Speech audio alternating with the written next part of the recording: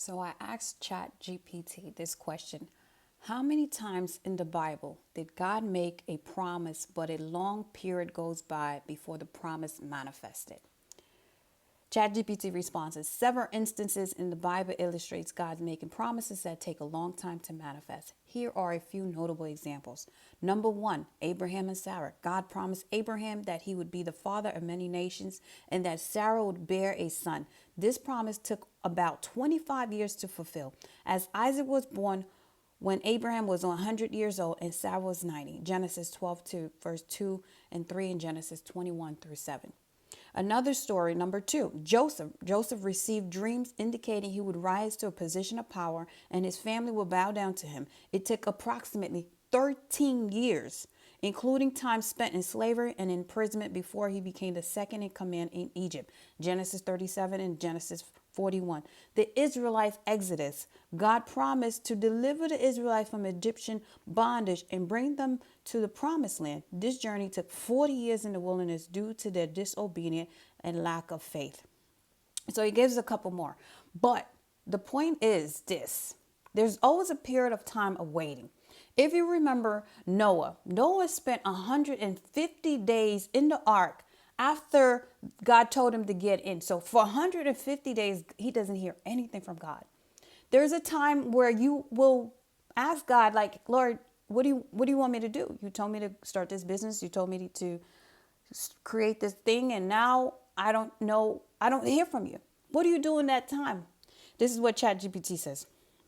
These examples show that while God's promises are sure, their fulfillment often requires patience and faith. So you are in a season where you need to exercise patience and exercise faith. You cannot rush the process. Timing is everything. There's always a moment of silence before God manifests the blessing in your life. And so what you do during that time will determine your patience and your faith. If you remember Sarah and Abraham, Sarah lost her patience. She was like, wait a minute. God told me that we are going to have a child, but I'm old. No child is present. Why don't you have sex with my servant, Hagar? And guess what happened? They end up having Ishmael. But what happened after that? Hagar started to dislike Sarah. So it was Sarah's idea to be with Hagar, but now Hagar turns out to be a problem for Sarah. She tells Abraham she needs to leave.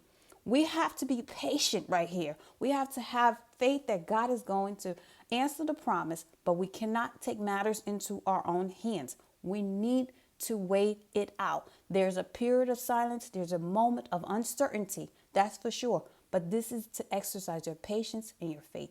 If you trust that God will fulfill his promise, like it says, the promise, then you need to have faith that it's going to happen in God's timing. This is what I want you to remember this. God is never late. God is never late. So trust the process and have patience. Something is happening right now. Something is taking place in the atmosphere. Someone is working on your behalf. Someone is getting the orders together for you. There's things being done. The minute you ask, God had already answered. You have to be patient. Thanks for watching. Bye.